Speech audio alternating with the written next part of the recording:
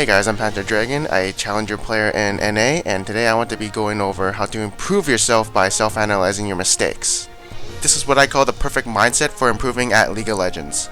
I still use this mindset in my own games because I want to improve myself, even in challenger games, and I want to share this type of mindset with you guys.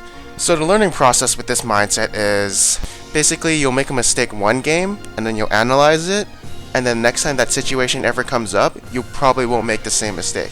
And you know that because you analyzed that mistake before, so you wouldn't do it again. Remember, with this mindset, you'll never want to blame your teammates and always yourself. That way you can acknowledge your own mistakes instead of pointing out other mistakes that other people did, improving your game and not someone else's. So let's look over some common mistakes that people do, and then we can look over what we could have done better, and we're going to point out common things that people say when they want to blame something else that's not themselves. So here is a prime example of a mistake and how I can learn from it. So, like, as you can see, I see minion farm that is free farm for me, and I don't think LeBlanc can do anything to me because I have decoy, right? So I just think I can just farm it. But apparently she can just kill me up there, and I see this mistake, so I have to burn a flash to make up for my mistake. But as you can see, next time this happens, I won't probably do this in this type of situation. I'll wait until the minion gets to my tower so I can safely farm and just go behind my turret if she can get aggro on me, so I can actually learn from this mistake, and if the situation arises, I won't make the same mistake again. A common thing that someone else might blame is, who fed that mid laner? Well, you can see that she's fed, so you would avoid her so you wouldn't die. Alright, so this mistake will be called helping a teammate mistake. So this usually happens when people get caught out or something like that and you think you can help them. But just like look at the situation, just analyze if you think you can win like the team fight. So as you can see, there's like two people here. I'm all the way right back here, and this will be a 2v2, but we don't know that it's a 2v3, soon to be 2v4. So like as you can see, I'm coming on my way, I'm trying to help my teammates, but like it looks like that Mordecai is not going to get the kill on Yasuo, so this is a 2v3 right now, and should I go in? Yeah, maybe I can kill the Yasuo, but no, honestly, I'm probably going to die right after, even if I do. So is there really a reason for me to go in this team fight that's really a bad advantage for me? No, there really is not. So like what I could have done to prevent this mistake is not gone in, or yeah, just basically not gone in, and I wouldn't have died, and just let my teammates die, and now they could like even get a Baron off this or something like that. So like remember, you don't have to die for your teammate's mistake. You can just let them die and then just help defend with your teammates who are still alive. I hope that makes sense. A thing someone might say is, why did we fight that fight? You guys are stupid. But I mean, you should have known it was stupid, so you shouldn't have gone in the first place. Alright, so this will be an example of a team fighting mistake.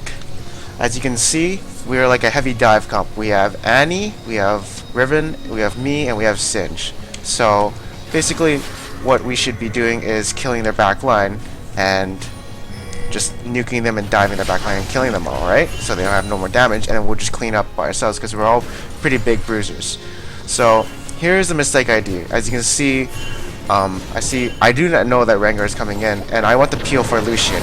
So I immediately want to kill him, but the mistake is I saw Annie went on Caitlyn, and like, see, I should have followed up on that, and that was the big mistake and kind of reason why we kind of lost, as Kayle did ultimate Rengar, so we didn't even kill Rengar. Understanding this team fight though, understanding this mistake in this team fight, the next time I do this kind of team fight with this kind of comp, I will know next time that I should be diving onto the enemy back line, and yes, I will improve from this mistake. Yes, I could blame Lucian, but that doesn't ignore the fact that Annie had a great initiation on their back line, which I didn't follow up on, causing us to lose the team fight. Alright, so this will be an example of the item build mistake. So like as you can see, I'm building Triforce for some reason, but I have 2 deaths and 2 kills. I'm not that far ahead. I should be building something tanky, like otherwise I'm going to get exploded by the other team, since it's already almost getting mid-game. I don't even have Triforce yet, so I'm not ahead, and I shouldn't be building damage. I should be building tanky, so I can survive the damage that the enemy is going to be having at mid-game. You will see this a lot on top laners who, like someone like Renekton. They always build Tiamat for some reason, even though they aren't ahead, and which causes them to be more squishier in team fights and not do their job, which is the tank. Like, it's really a problem if you build damage and you're not ahead. So like, if you're like ahead, if you're behind, you should start building tank like immediately and be useful for your team so they can do damage, and you just soak up the damage that the enemy puts out. Alright, so this will be an example of the no ward mistake. This one's quite fairly obvious. Basically, you didn't ward, so you can get easily ganked by the enemy jungler.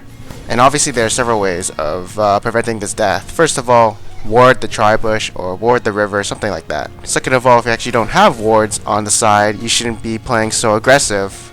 And if you're playing really aggressive, it puts you into a position where you're more susceptible to ganks. And then now the common blame would be, why is your jungler so much better than my jungler? When in fact you could be preventing those ganks from being successful. Alright, so this mistake is basically recalling in a bad position. Obviously this happens to a person every once in a while, and happens to me actually often. But you can actually prevent this by not being lazy and either running to your teammates or to your tower. I couldn't think of a common thing to blame in a situation like this except myself. Alright, so this mistake will be called the decision-making mistake. Basically, this mistake involves you deciding on what to do. As you can see, this tower is really low and Renekton is coming to destroy it. Morgana makes a mistake of thinking she can defend the tower from dying, but she should have known that the tower was going to drop and should have just backed off and retreated back to the previous tower or to her teammates. Now, what are the things that I could look for to blame if I were her? Maybe she'd be blaming her team for not helping her defend the tower, but no one was actually near around to defend it from dropping. Alright, so this will be an example of a calculation mistake in lane. Basically, you should always know how much damage the other laner puts out, and you should always factor in that he always has his ignite up. So I knew that Gragas couldn't kill me himself just by his auto attacks and skills, but with ignite up, he could obviously kill me then, which I had forgotten that was up. So what I could have done is either recall and teleport back in, or tried to avoid his body slam from chunking me earlier, so later I wouldn't be low enough for him to all in me. Later on in the game, I could blame my jungler for never coming to my lane, but the only one I can blame is myself for losing the lane. Alright, so in contrary to mistakes, there are also things called risks. Without taking risks, you'll never learn on what you can do and what you can't do. So here, since I don't play top lane, I don't really know what Shyvana can do, I don't know how much damage she can output, and I'm not really sure if I can kill Nidalee.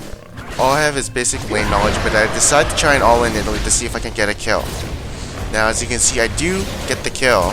And what I did learn was Shyvana's all-in is way stronger than Nidalee's, so if I want the zoner or even kill her, I can just do that.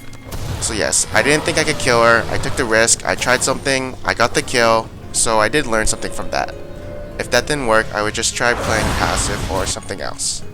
Alright, so those were a few examples of this mindset and how it kind of works. Basically, you'll be looking upon your own mistakes, and you won't be trying to find a scapegoat for your mistakes. And what you're really going to do is analyze your own mistakes. Don't analyze other people's mistakes, but your own. Like if ever something goes wrong, just analyze it. Just look what went wrong, figure it out. Once you figure it out, next time it won't happen again. And if you notice something about these mistakes is that they all prevent deaths. Basically, your number one rule is to prevent deaths because deaths lead to enemy objectives. And yeah, that's it for this video. If you guys enjoyed it, please like, subscribe, and comment, and I'll see you guys next time.